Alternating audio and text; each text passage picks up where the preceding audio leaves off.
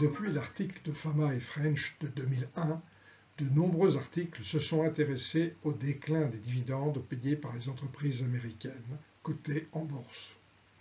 Dans une étude récente publiée dans le Journal of Corporate Finance, Bani et Kahle montrent qu'il s'agit moins d'un phénomène de déclin des paiements de dividendes, mais plus d'un changement de composition des entreprises inscrites à la cote. Ils s'inscrivent à la suite de Linda et Harry DeAngelo et de René Stutz, qui ont proposé dans leur article du Journal of Financial Economics, paru en 2006, une théorie du cycle de vie appliquée au paiement du dividende. Ces derniers utilisent comme mesure de la progression d'une entreprise dans son cycle de vie le ratio bénéfice mis en réserve sur total des capitaux propres. Les entreprises à faible ratio et au début de leur développement ont peu de fonds à consacrer à la distribution.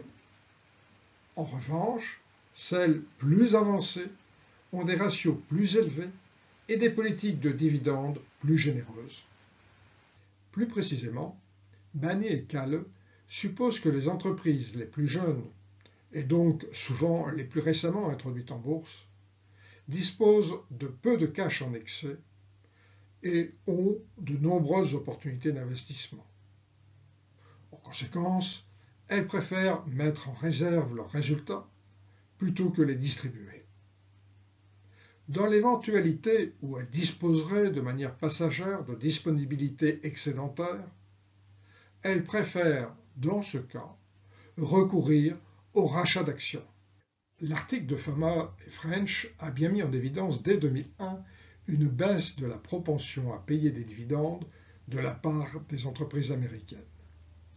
L'origine du phénomène peut venir soit d'un changement de comportement des entreprises, moindre demande des actionnaires, transformation des mécanismes de gouvernance, évolution des fiscalités, soit de changement dans la composition des entreprises cotées. On peut penser en effet que les nombreuses introductions de start-up à partir des années 90 ont modifié les caractéristiques moyennes des échantillons étudiés. Les données rassemblées par les auteurs couvrent la période 1973-2011. Elles proviennent pour l'essentiel de deux bases de données, le CRSP et Compustat. Elles comprennent des informations concernant les dividendes payés, les rachats d'actions effectués, des éléments comptables comme les bénéfices mis en réserve, le total des actifs, les résultats avant éléments exceptionnels et enfin d'autres éléments utilisés comme variables de contrôle par la suite. Enfin, les auteurs ont pris soin de relever les dates d'introduction en bourse des entreprises concernées. Bani et Kahle ont construit un vaste échantillon qui comprend 15 291 entreprises industrielles américaines. Vu les contraintes de disponibilité des données, cela concerne 151 356 observations. Sur cet échantillon global, 34,8% des cas concernent des entreprises qui paient cette année-là des dividendes, 32,1% qui procèdent à des rachats d'actions, et enfin pour 51,5% qui ont eu recours à une forme ou à une autre de distribution de cash au bénéfice des actionnaires. L'échantillon construit par les auteurs met bien en évidence la baisse sur la période de la proportion des entreprises cotées ayant payé des dividendes. Le phénomène est particulièrement marqué durant les années 80 et se prolonge durant les années 90. Pour affiner leur étude, Bani et Kahle distinguent 4 sous-périodes. La première correspond aux années 70 et avant. Ils la définissent comme celle où les dividendes étaient attendus par les actionnaires. À partir des années 80, plusieurs changements apparaissent. Avec la législation ERISA, les fonds de pension peuvent procurer des capitaux aux venture capitalistes. Et de fait, l'action dans des actions ne payant pas de dividendes devient acceptable pour ces mêmes fonds de pension. En 1982, la règle 10B18 fournit un cadre aux opérations de rachat d'actions qui peuvent ainsi se développer. Les années 90 sont marquées par l'introduction en bourse de nombreuses start-up technologiques, souvent de petite taille et non rentables, et ne distribuant rien. À partir de l'explosion de la bulle Internet, le marché boursier voit la taille moyenne des entreprises qui s'introduisent augmenter. Le Jobs Act du président Bush allège la fiscalité américaine sur les dividendes. L'univers des années 2000 diffère ainsi de celui des années 90. Dès lors, quand on observe, période par période, les comportements des entreprises en matière de paiement de dividendes et de rachat d'actions, l'évolution apparaît plus complexe. Bagnier et Calleux classent les entreprises par cohorte selon la date de leur introduction en bourse.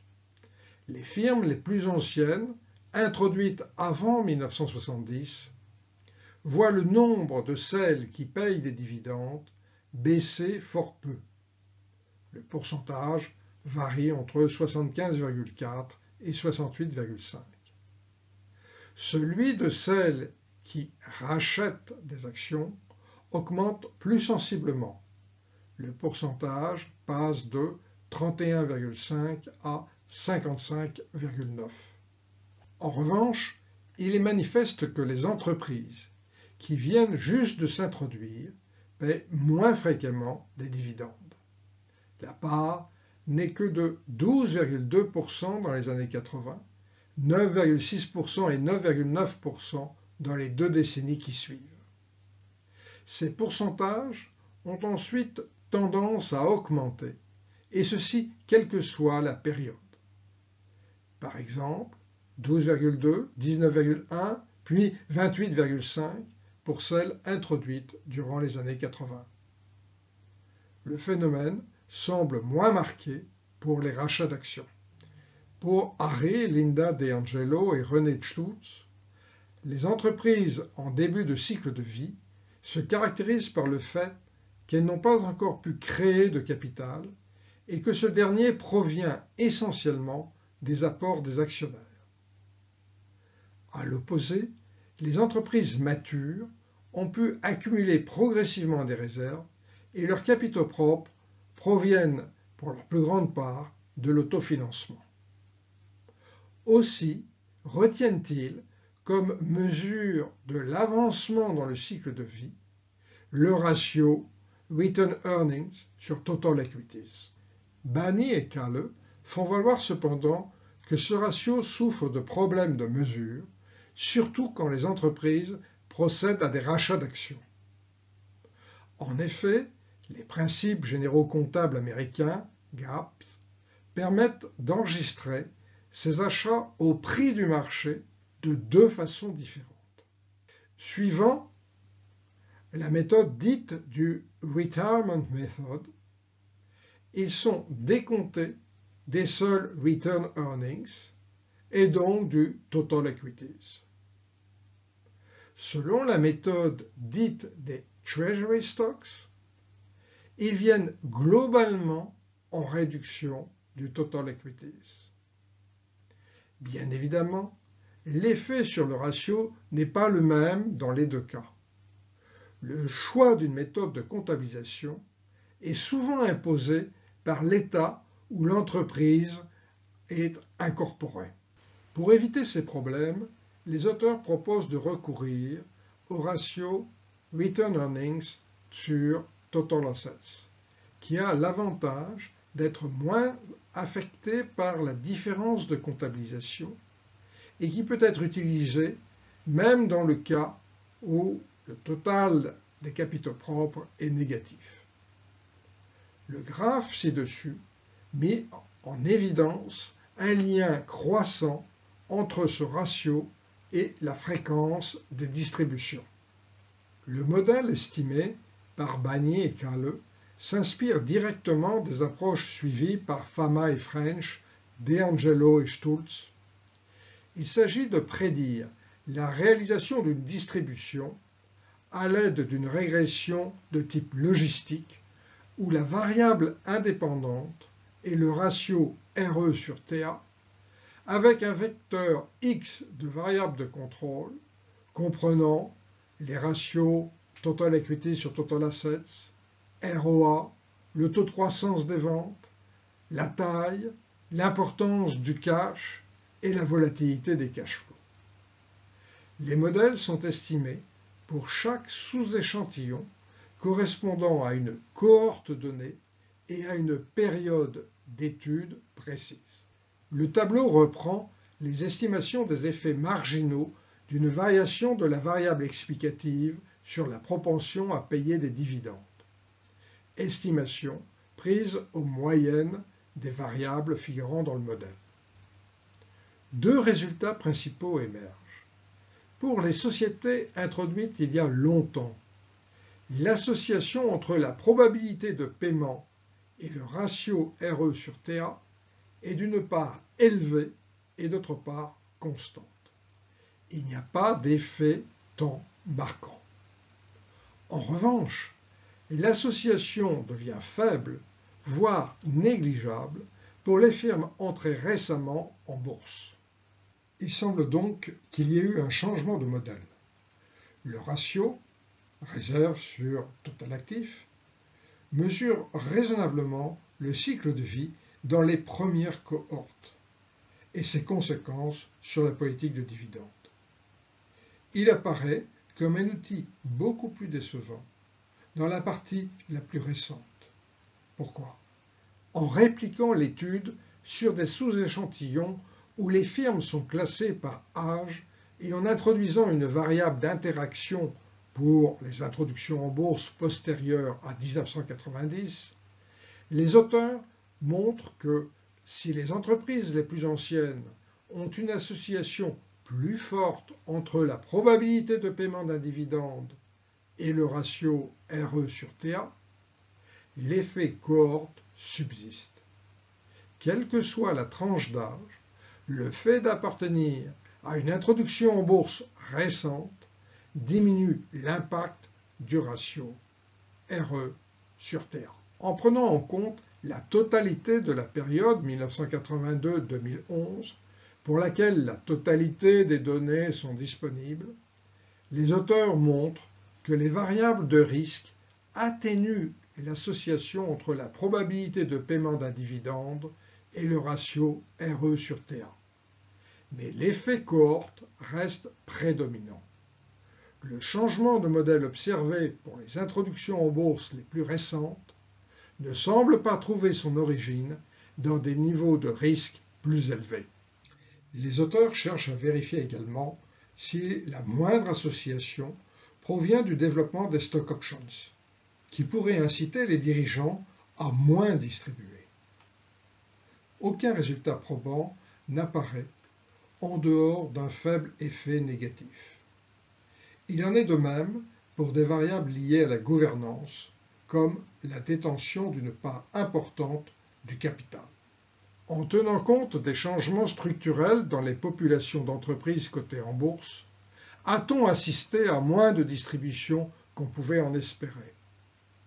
Pour répondre à cette question, les auteurs utilisent les modèles précédents à des fins prédictives. Les modèles sont estimés sur la période 1982-1986 et les performances mesurées sur la période 1987-2011. Ces modèles s'avèrent très médiocres pour prédire individuellement les entreprises qui distribuent et celles qui ne le font pas. Ils ne sont utilisés ici, pour la suite de cette étude, que pour prévoir des proportions globales d'entreprises distribuant une part de leurs résultats. La mesure des écarts médians pour chacune des cohortes montre que si on prend bien en compte les changements structurels dans les échantillons des entreprises cotées, il y a peu de différence entre la probabilité attendue d'une distribution et la fréquence observée. Certes, pour les cohortes des années 80 et 90, il y a un léger déficit si on se limite au seul dividende. Mais il n'apparaît plus si on prend en compte les rachats d'actions. Enfin, sur la cohorte la plus récente, les dividendes ne sont pas moins nombreux qu'ils n'étaient attendus. Bani et Quinleux identifient 5 périodes différentes en matière de fiscalité et estiment les écarts médians sur chacune d'entre elles. Ces écarts restent faibles si on tient toujours compte des changements structurels. Il est intéressant de noter que les dividendes ont été moins nombreux que prévu dans la période 1996-2002, où ils étaient fortement imposés, et qui sont devenus plus nombreux que prévu dans la période récente suivant la baisse d'imposition initiée par le président Bush. Si on tient compte des rachats d'actions, les distributions ont été plus fréquentes que prévu dès 1996 du fait de leur multiplication, mouvement de bascule des dividendes vers les rachats d'actions. 3 conclusions majeures apparaissent au terme de la lecture de cet article. Le ratio Return Earnings sur Total Assets a pu apparaître comme un indicateur du cycle de vie. Sa qualité a cependant fortement diminué durant les dernières décennies. Ceci étant, il permet toujours de mettre en évidence un lien entre les décisions de distribution et l'avancement dans le cycle de vie. La deuxième conclusion concerne l'origine de la baisse constatée de la fréquence des distributions. Le phénomène n'est pas général et n'affecte que les firmes les plus anciennes à la cote. Il provient de l'apparition à la bourse de nouvelles entreprises aux caractéristiques très différentes et moins enclines à payer des dividendes, privilégiant, si nécessaire, les rachats d'actions. Enfin, si on tient compte de ces modifications structurelles, il n'y a pas d'évidence en faveur d'une baisse tendancielle des fréquences des opérations de distribution, que ce soit de dividendes ou de rachat d'actions.